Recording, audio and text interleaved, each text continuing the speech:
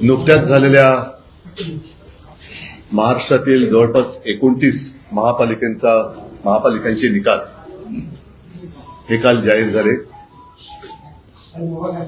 सर्वच महापालिकांच्या प्रचाराला मी काय जाऊ शकलो नाही. मी जेमतेम अर्थात मुंबई, ठाणा, नाशिक आणि संभाजीनगर, छत्रपती संभाजीनगर या 3 महापालिकांच्या प्रचाराला गेलो होतो. चंद्रपूरमध्ये सुद्धा शिवसेनेचे चांगले नगरसेवक निवडून आले. परभणीमध्ये उत्तम यश शिवसेनेने प्राप्त केलेलं आहे. पहिल्या प्रथम मी आपल्या माध्यमातून जिथे मी जाऊ शकलो नाही त्या सर्व शिवसैनिकांची आणि मतदारांची मी दिलगिरी व्यक्त करतो. आणि साहजिकच आहे, ज्या ज्या मतदारांनी जिथे जिथे अगदी चांदा ते बांदा शिवसेना आणि शिवशक्ती म्हणजे शिवसेना, महाराष्ट्र नवनिर्माण सेना आणि राष्ट्रवादी यांच्या युतीला मतदान केलेलं आहे, त्या सगळ्या मतदारांना आणि तिन्ही पक्षाच्या कार्यकर्त्यांना मनापासून धन्यवाद देतो आणि अभिनंदन पण करतो. या निवडणुका फार विचित्र किंवा अत्यंत घाणेरड्या पद्धतीने सत्ताधारी पक्षाकडनं लढवल्या गेल्या. जणू काही प्रत्येक निवडणूक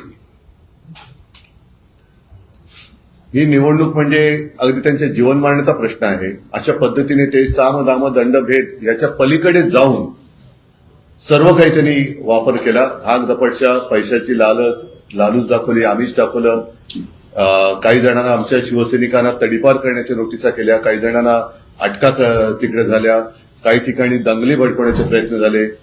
अगदी ठाण्याला गेलो होतो, तिथे आमच्या काही कल्याण डोंबिवली असेल, ठाणा असेल, इथल्या उमेदवारांना पैशाची आमिष पण देण्यात आली.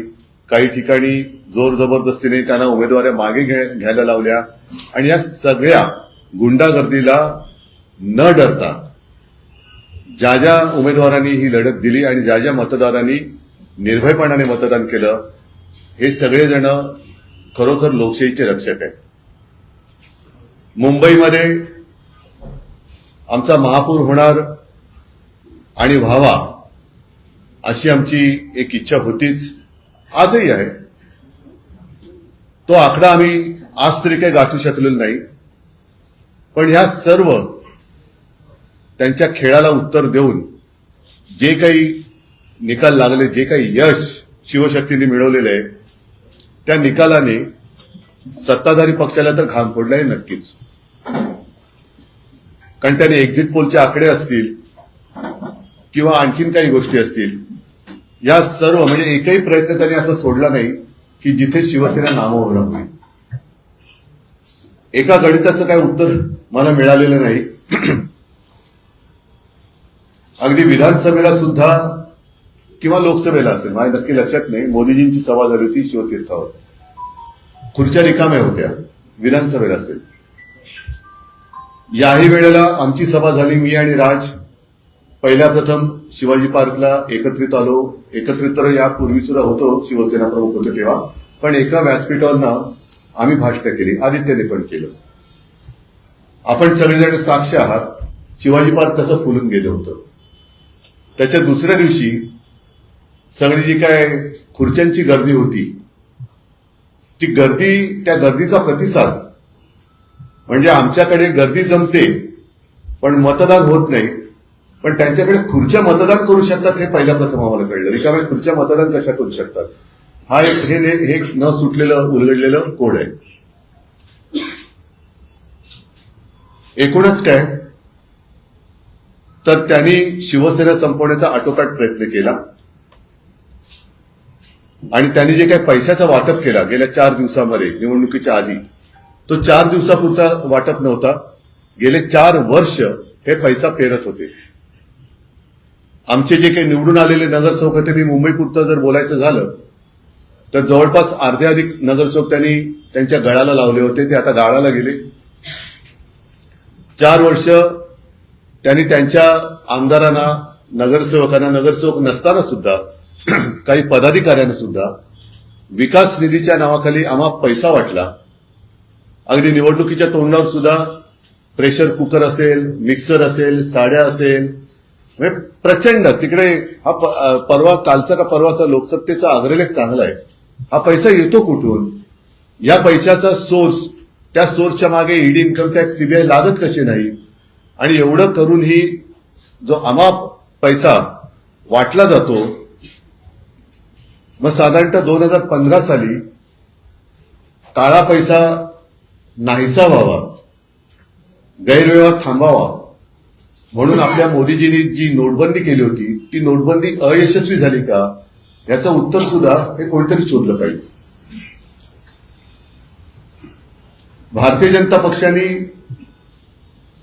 कागदावरची शिवसेना संपवली असेल, पण जमिनीवरची शिवसेना ते संपवू शकत नाही. हे कालच्या मुंबईच्या महापालिकेच्या निवडणुकीने आणि इतरही जिथे जिथे शिवसेनेला मतदान केले त्या मतदारांनी दाखवून दिलेलं आहे. थोडक्यामध्ये शिवसेना कागदावर संपवली असेल पण जमिनीवरची संपू शकत नाही. आणि भारतीय जनता पक्ष हा पक्ष कागदावरती आहे पण जमिनीवरती नाहीये. कारण तो जर का जमिनीवरती असता तर त्यांना पक्ष फोडावे लागले नसते, त्यांना उसरी जाणारी शाही वापरावी लागली नसती, यंत्रणेचा दुरुपयोग करावा लागला नसता, नियम बदलावे लागले नसते. आणि आज देखील जे साधे साधे शिवसैनिक, अगदी महिला पुरुष निवडून आलेले आहेत, ते साधे आहेत. प्रचंड पैशाच्या धबधब्यासमोर निष्ठा कशी ताठमानेने लढू शकते आणि जिंकू शकते हे या शिवसैनिकांनी दाखवलेलं आहे. मी सर्व मुंबईकरांना खास धन्यवाद देतो. मला मुंबईकरांकडनं आणखीन अपेक्षा नक्कीच होती, कारण ज्या काही 25 वर्षात जी काही आम्ही सेवा केली, ज्या काही सुधारणा केल्या, त्या सुधारणा आम्ही सर्वांसमोर ठेवलेल्या होत्याच. कोविड काळात जे काही काम केलं, मुंबई मॉडेल, हे जगभरामध्ये त्याची एक प्रशंसा झाली. हे सगळं पाहिल्यानंतर मला असं वाटलं होतं, म्हणजे आम्हाला सगळ्यांनाच असं वाटलं होतं की मुंबईकर अधिक आशीर्वाद आम्हाला देतील, भरघोस आशीर्वाद देतील. ठीक आहे, आशीर्वाद जरी त्यांनी मोठ्या प्रमाणावरती दिले नसले तरी दिलेत, ते भरपूर दिलेले आहेत. विशेष म्हणजे जे शिवसेनेचे गड आहेत, मराठी पट्टा, या मराठी माणसांनी शिवसेनेवर असलेला त्यांचा आशीर्वादाचा हात हा तसाच ठेवलेला आहे. यापुढे महापालिकेमध्ये आता शिवसेनेचे किंवा सर्वच पक्षांचे लोकप्रतिनिधी हे सभागृहात जाणार आहेत आणि ते गेल्यानंतर मुंबई महापालिकेची तिजोरी यांनी कशी लुटलेली आहे, कसे कसे गैरव्यवहार यांनी केलेले आहेत, याचा भांडाफोड तर नक्कीच होईल. पण एक कर्तव्यदक्ष मुंबईकरांचे लोकप्रतिनिधी म्हणून शिवसेना, महाराष्ट्र नवनिर्माण सेना आणि राष्ट्रवादी यांचे लोकप्रतिनिधी हे काम करतील. आम्ही जो काही वचननामा जनतेसमोर ठेवलाय त्याचा सुद्धा आम्ही नक्की पाठपुरावा करू.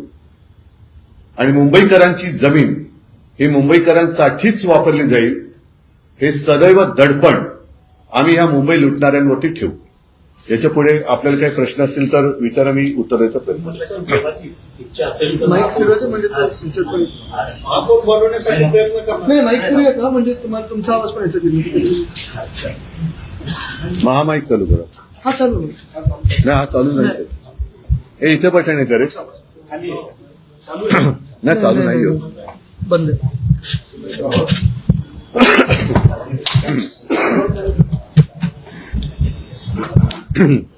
मगाशी नगरसेवकांशी बाहेर बोलताना बोललाय देवाची इच्छा असेल तर महापौर होईल. देवाचं म्हणजे देवाची, हा मेवाची नाही.